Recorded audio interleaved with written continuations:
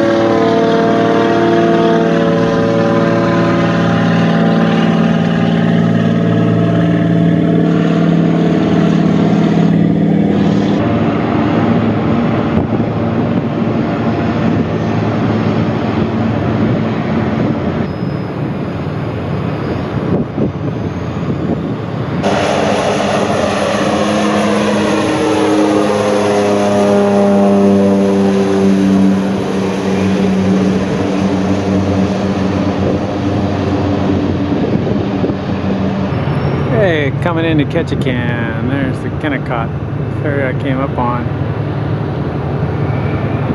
We just arrived. I was probably on another run. It's got to be the busiest little port in Alaska. Planes everywhere.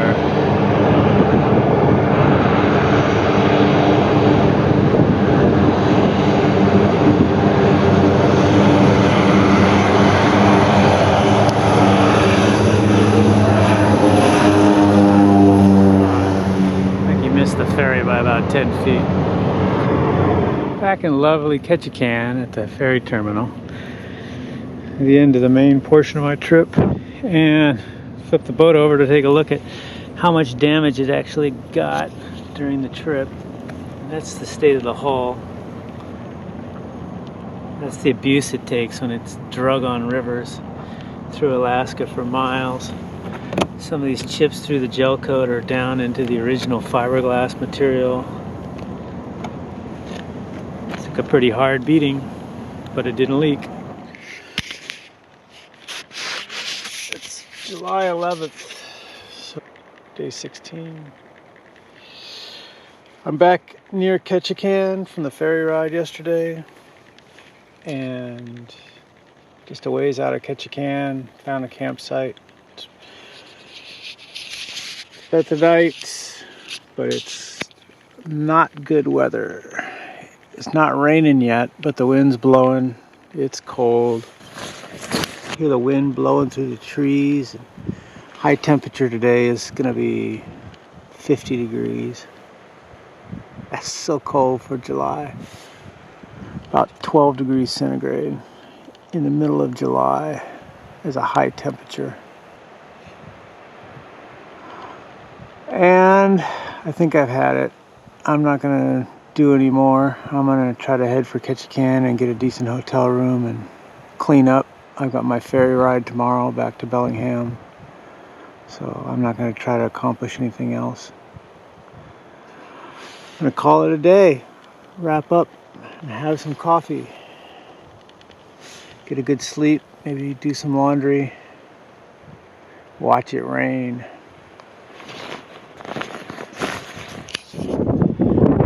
Back up at Ketchikan. It's windy and it's nasty. And it's a little break in the rain. But it'll pick up again. It's supposed to be heavy tonight and even heavier tomorrow. So, yeah, the next couple days would have been a scrub. And I would have been stuck over on Prince of Wales trying to paddle back if I didn't catch the Holis ferry over. But the wind's blowing behind me. I got a couple more miles to go find my hotel. Probably have to paddle back here to the ferry dock tomorrow, but better than spending another night in all my wet gear, because I got nothing but wet gear.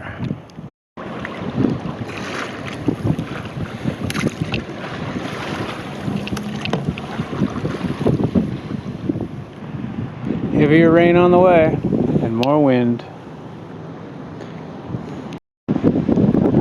Cooking right along with the tailwind and the tide push. It's been a swift trip. There, it looks like my hotel there. The place they told me about. They said there's a gray green building right on the water with a little marina. So I'm pretty sure that's it. Well, this is home. Nasty day out there. A little breakwater, but white cap and probably blowing 20 knots from the south. Walls of rain coming in. The boat double tied down on the dock. Find my room. So, trip review. These are the two charts that I brought. Unfortunately, the area that I wanted to cover went from one chart to the next, and there's no easy way to overlap these. Some of the information overlaps, some of it does not. But I started in Ketchikan up here, went down around the south end of Gravina, across the Clarence Strait over here, down what would be the west coast of Prince of Wales Island to the south end, and around the Capes, and made it up into this region, which is protected. So I'm basically over here on this same chart. I'm protected by Long Island and Doll Island, these islands. When I'm down here at the southern end, I'm exposed to the full fury of the South Pacific, and luckily I had the 4 best weather days of my trip at the beginning. So I was able to cover Ketchikan all the way down and up into this region where I was under protection again in those 4 days, which was about 90 miles of paddling. And I knew they were good days, I knew they weren't going to last, and I knew I had to stay on it. So long days of paddling until I got up in here, and then I was able to explore some of this, like Hessa Inlet and Hunter Bay and Clackamas Inlet, and then all the way up in here to Portage Bay, and attempt to portage across the island in several attempts. Ultimately, my attempt to find the mysterious passage that would actually lead me over the top of around the island, like for instance I went into Hunter Bay here, and I went up to this lake, which took me 11 hours to hike up there and back, towing a boat, not all my gear but just the boat, and try to find a passage down to the south arm of Moira Sound, which is where I was in 2013. That just didn't prove to be large enough to support a boat down that direction. So I tried, that's one, I spent 2 days trying to find that passage, and then the other portage I tried to find through Portage Bay, and the marked portage up here was totally impassable due to blowdown, and that's a good 5-mile distance up a flat stream bed, wide enough and open enough, but it hasn't been cleared for decades, so it was impossible to get across there. Ultimately, I had to go with my pull the ripcord and go with my fallback plan and come down. This is the last portage I tried, come back down around and go to Heidelberg. I was able to get help from the locals in Heidelberg, which I very much appreciate, and they gave me a ride over the island down into, I went down into Holis. Holis is, here's Holis here. So basically I came into Holis, which puts me about, 25 miles from the Clarence Strait back into there, and I picked up the ferry, and I had the option at that point of either trying to paddle the last 45 miles to Ketchikan in 2.5 days, or to take the ferry, and I took the ferry. It's a good thing because a day later the winds were blowing 35 miles an hour out in the Clarence Strait, and I would have not been able to make my ferry in time to ride home. So overall, yeah, around the whole south end of Prince of Wales Island, saw this area of the coastline to an extent that I had hoped. Of course, there's thousands of square miles of coastline, or thousands of linear miles of coastline there that I haven't explored. But it's an amazing region, the Tongass Wilderness area, old growth forest, wolves. I encountered wolves, dozens of bears. There's salmon, there's huge eagles, beaver, otter, just huge wildlife, and it's pretty amazing stuff. I'm glad I did it. The conditions were really rough this year, but I'm glad I did the trip, and I'm glad I accomplished what I wanted to. Circumstances were, I got up in here on the best weather days, the weather turned, and it would have been very, very difficult and near impossible to turn around and go back again the way I came. Plus, I got to see new areas when I went up into this region. So overall, I stayed flexible with my goals of the trip, and I'm really happy with the way it worked out. I saw regions of South Prince of Wales that I've always dreamed about seeing, and there'll be memories I'll keep for a lifetime. And if you've watched the videos, I hope you enjoy them. Alright, final day. 12th of July, day 17. And I'm heading into Ketchikan, down the canal. There's obviously homes here. And I'm tucking along the coastline to stay out of the current, which is running against me. Along with the... Wrapping it up. I go about a mile down this channel, get out at the city dock, and then I roll up to the ferry. Wait all afternoon for the ferry, load up, and I can head back to Bellingham, Washington.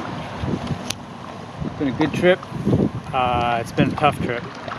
It's been the toughest trip so far as weather goes. I've had 12 days of rain and 5 days of sunshine. Well, 4.5 days of sunshine maybe. But at least I had those good days in the beginning when I could get down and around the southern tip of the island on the exposed coast, which is the most dangerous part of my whole trip as far as weather. But saw a lot of beautiful things, saw a lot of country that most people will never ever have a chance to see in their life. A lot of old growth forest. And it was pretty exciting Alaska adventure. And thankfully everything pulled together. I didn't have any major injuries or illness, no huge equipment failures, no damage to the boat, and no wildlife issues to speak of. So, wrap it up now and head down and sit out my final hours in Alaska.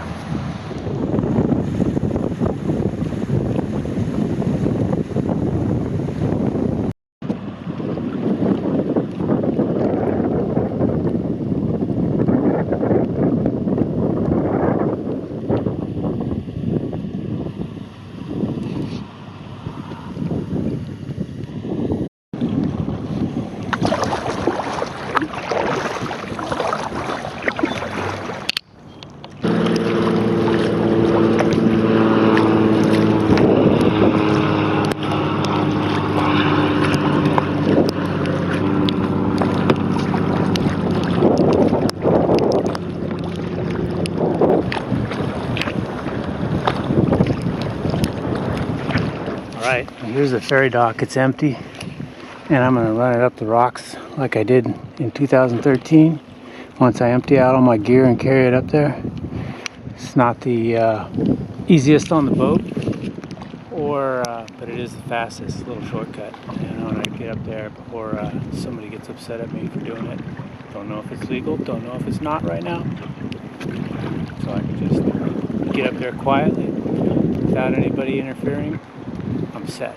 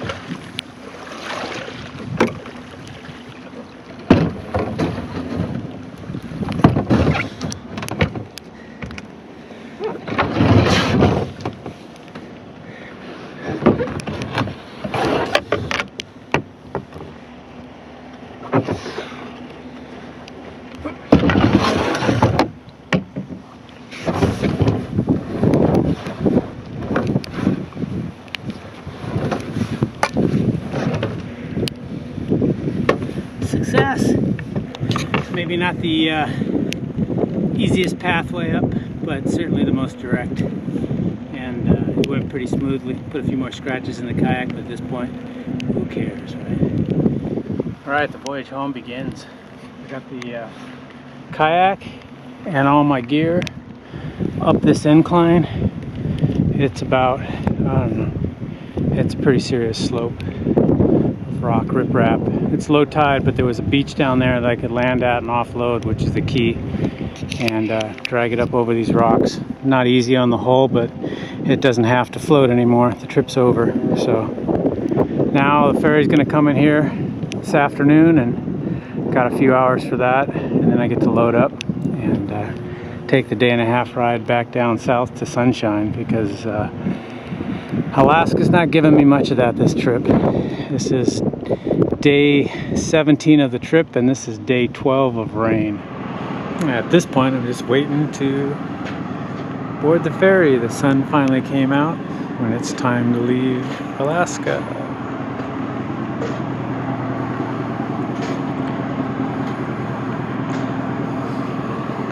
I'm usually the last one on.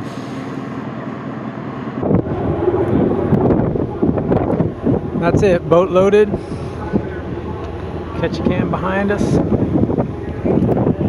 Heading south.